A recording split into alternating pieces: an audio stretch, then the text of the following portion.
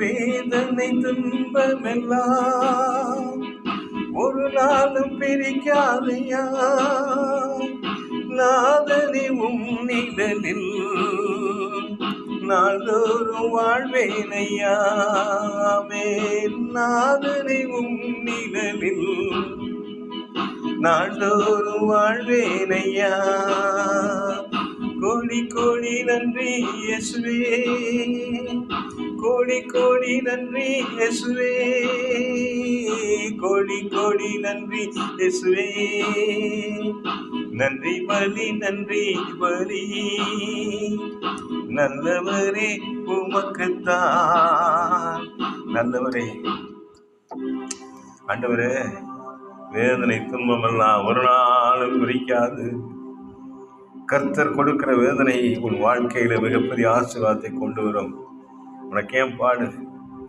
ஊழியக்காரன் நல்ல செபத்துல நிறைஞ்சி, பரிசுத்த அபிஷேகத்தில் நிறைஞ்சி உன்னோட இப்ப பேசுறேன். உன்னுடைய பாடுகள் உனக்கு வைத்திருக்கிற மகிமைக்கு ஒப்பானவைகள் அல்ல. இயேசு கிறிஸ்துவின் நாமத்தில் ஜெயம் கொடுக்கிற தேவனுக்கு மகிமை உண்டாகட்டும். உடைய பாடுகள் நீங்கும். ஆனால் அந்த பாடுகளினால் வருகிற வடுக்களுக்கு சரித்திரமாய் கர்த்தர் உன்னை நித்திய ஜீவனிலே உன்னை தலைநிமிர உட்கார வைப்பார். வாடாத கிரீடம் உனக்கு தானே. இந்த உலகத்தில் இருக்கிற அசுத்த மனிதர்களுக்கு அல்லவே. கர்த்தருக்காக உபத்திரப்படுகிற உனக்கு நித்திய ஜீவனிலே வாடாத கிரீடம். ஜெயம் கொள்கிறவன் அவருடைய மடியிலே உட்காருவானே. நான் கர்த்தர், நான் மாறாதவர். நான் உனக்கு கொடுத்த வாக்கு தத்தங்களை நான் நிறைவேற்றுவேன். ஒருபோது உன்னை விட்டு விலகுவதில்லை. என் கிருபை என்று சொல்லுகிறார். அவர் கிருபை உன்னை விட்டு விலகாது உன்னோடு இருக்கிறது.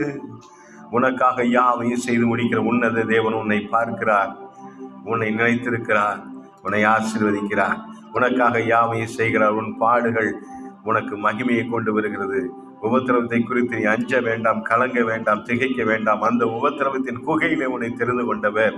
அவருடைய வேத பிரமாணங்களையும் சத்தியத்தையும் ரகசியங்களையும் கற்றுக் கொடுத்து உன்னை ஆசீர்வாதத்தின் பாத்திரமாய் எடுத்து நிறுத்த வல்லமையுள்ளவராக இருக்கிறார். உன் இருதயத்தின் ஆழத்திலிருந்து இப்பொழுது கர்த்தரை துதித்து ஸ்தோத்தரி. உனக்கு எதிரான எரிகோ மதில்கள் கோட்டைகள் தகர்ந்து விழுந்து விடும். யோர்தான் பிரிந்து விடும். சத்ருவின் கிரியைகளை கர்த்தர் முறியடிப்பார். இன்றே உனக்கு ஒரு மாபெரும் விடுதலை கட்டளையிடுவார். கர்த்தருடைய நாமத்துக்கே மகிமை உண்டாவதாக. உற்சாகமாய் அல்லேலூயா சொல்லுவோம். ஆமென்.